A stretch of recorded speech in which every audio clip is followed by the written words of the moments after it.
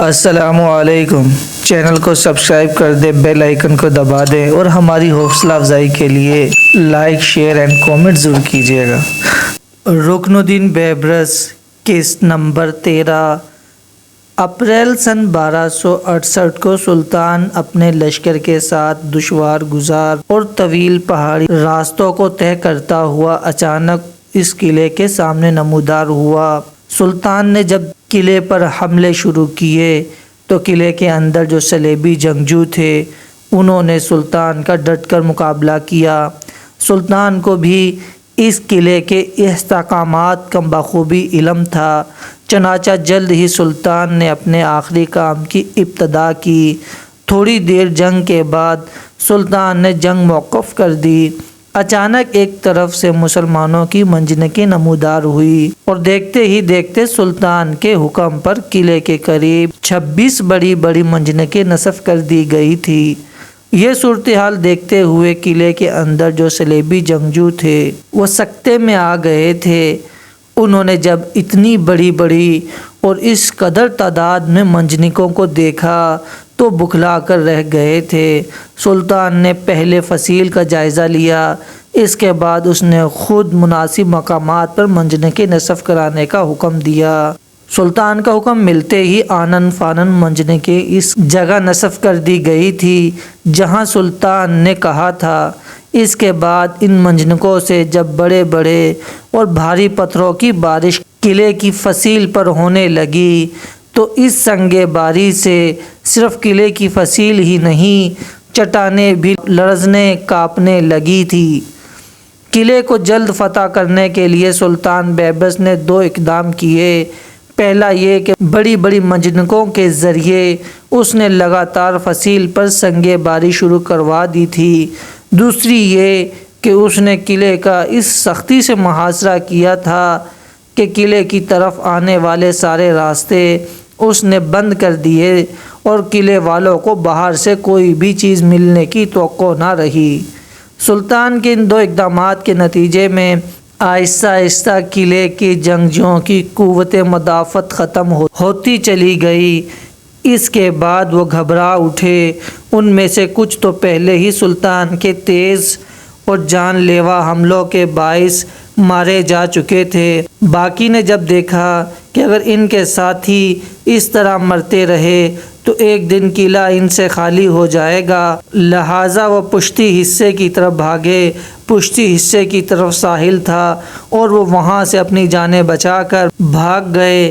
اس طرح سلطان فاتح کی حیثیت سے قلعے میں داخل ہوا۔ اس کے سب سے بلند ترین برج پر سلطان نے اپنا علم نصب کرنے کا حکم دیا تھا۔ ثقیف ارنون نام کے اس قلعے کی فتح سے فلسطین کے اندر جس قدر صلیبی جنگجو تھے ان پر بڑی کاری ضرب لگی اور سلطان بیبرس کی طرف سے ان پر ایک طرح کی دہشت سوار ہو گئی تھی اور وہ سلطان کا نام سن کر خوف و ہراس سے لرزنے کانپنے لگ جاتے تھے۔ فلسطین میں ان شاندار اور لگاتار فتوحات نے سلطان بیبرس کے لشکریوں کے حوصلے بلند کر کے رکھ دیے تھے اور وہ اس خطہ زمین کو ہمیشہ کے لیے صلیبی جنگجوؤں سے پاک کر دینے پر تل گئے تھے۔ سلطان بیبرس چونکہ اپنے لشکر میں انتہا درجے کا ہر دل عزیز تھا، لہٰذا اس کے لشکری اس کے اشارے پر کٹ مرنے کے لیے تیار ہو جاتے تھے۔ اور ارنون شہر کو فتح کرنے کے بعد سلطان نے صلیبیوں کے ایک بہت بڑے قلعے اور شہر طرابلس کا رخ کیا۔ سلطان کی ان لگاتار فتوحات کی وجہ سے صلیبیوں کے تمام ساحلی علاقے زور و شور سے جنگی تیاریوں میں مشغول ہو گئے تھے، کیونکہ کسی کو کچھ علم نہ تھا کہ سلطان بیبرس اب کس کو اپنی یلغار کا نشانہ بنائے گا۔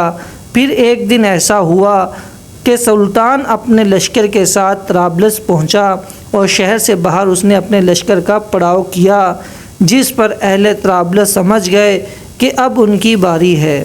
طرابلس صلیبی جنگجوؤں کا بڑا مرکز اور مضبوط قلعہ تسلیم کیا جاتا تھا اور انہوں نے وہاں بے پناہ جنگی قوت جمع کر رکھی تھی اور وہ قلعہ بند ہو کر مسلمانوں سے ایک طویل جنگ کرنے کے لیے تیار ہو گئے تھے۔ ان دنوں طرابلس شہر کی بڑی اہمیت تھی، اس لیے کہ پیداوار کے لحاظ سے یہ انتہائی اہم شہروں میں شمار کیا جاتا تھا۔ حلب شہر سے لے کر طرابلس تک لگ بھگ 40 فلانگ شہر باغوں اور درختوں سے مزین زمین تھی۔ یہاں گنا کثرت سے پیدا ہوتا تھا۔ اس کے علاوہ نارنگی، سنترا، کیلا، لیمو، کھجور خوب ہوتی تھی۔ اس کے علاوہ طرابلس شہر ایسے مقام پر آباد تھا کہ اس کے 3 طرف سمندر اور صرف ایک طرف خشکی تھی، اور جب مد و جزر کا وقت آتا تو سمندر کا پانی شہر پناہ تک پہنچ جاتا تھا۔ خشکی کی طرف کے پہلو کو ایک زبردست خندق بنا کر محفوظ کر دیا گیا تھا۔ یہ خندق فصیل کے مشرق میں واقع تھی اور اس کے پار لوہے کا نہایت مضبوط پھاٹک بنا دیا گیا تھا۔ اس کے علاوہ طرابلس شہر کی فصیل تراشدہ پتھروں سے بڑی مضبوط اور ارک ریزی سے بنائی گئی تھی اور ناقابل تسخیر خیال کی جاتی تھی۔ فصیل کے استحکام کے لیے اس کے اندر اور باہر بڑے بڑے دمدمے بھی بنا دیے گئے تھے۔ سلطان جب اپنے لشکر کے ساتھ طرابلس کے سامنے نمودار ہوا تب طرابلس والوں نے ڈٹ کر سلطان کا مقابلہ کرنے کا تہیہ کر لیا تھا۔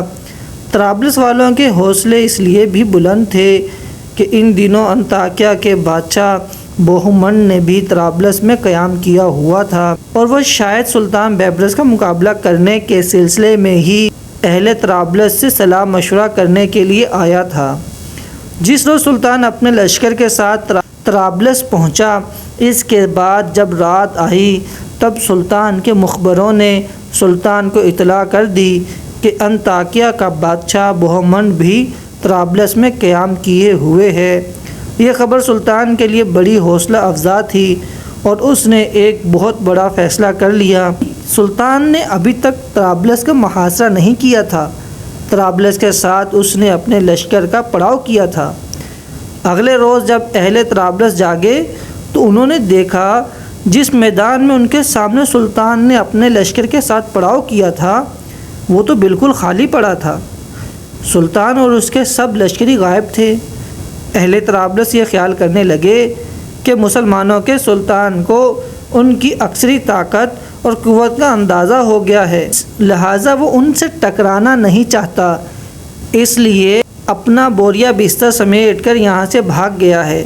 لیکن سلطان نے صلیبی جنگجوؤں کو حیرت میں ڈال دیا تھا۔ سلطان رات کے وقت ہی اپنے لشکر کے ساتھ وہاں سے کوچ کر گیا تھا اور اگلے روز ارض فلسطین کے شمالی حصوں میں ایک بہت بڑا انقلاب رونما ہوا۔ طرابلس کو چھوڑ کر سلطان نے نصرانیوں کے سب سے بڑے مشرقی شہر انطاکیہ کو اپنا ہدف بنانے کا عزم کر لیا تھا۔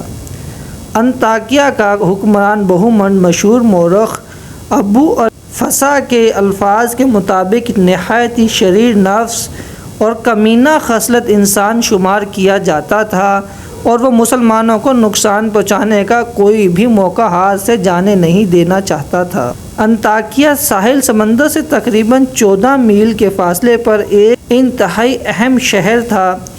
اس شہر کو 300 قبل مسیح میں ایک بادشاہ سلیوکس اول نے آباد کیا تھا۔ سن 64 قبل مسیح میں رومن سالار پمپی اس شہر پر حملہ آور ہوا اور اس پر قابض ہو گیا۔ اس کے بعد یہ شہر ایشیا میں رومنوں کا سب سے اہم شہر اور سلطنت روما کی ایشیائی سلطنت کا صدر مقام بھی بن گیا۔ اس کے بعد اس شہر پر ایرانیوں نے لگاتار حملے شروع کر دیے اور کچھ عرصے تک یہ ایرانی حملوں کا تختہ مشق بنا رہا۔ سب سے پہلے ایران کے شہنشاہ شاپور اول نے سن 258 میں اور اس کے بعد سن 260 میں اس شہر کو فتح کیا اور یہاں کے بہت سے لوگوں کو وہاں سے نکال کر دوسرے علاقوں میں آباد کیا۔ سن 266 سے سن 272 تک اس شہر پر قدہر شہر کی ملکہ زوبیہ قابض رہی۔ ان حملوں کے باوجود شہر کی زیب و زینت قائم رہی۔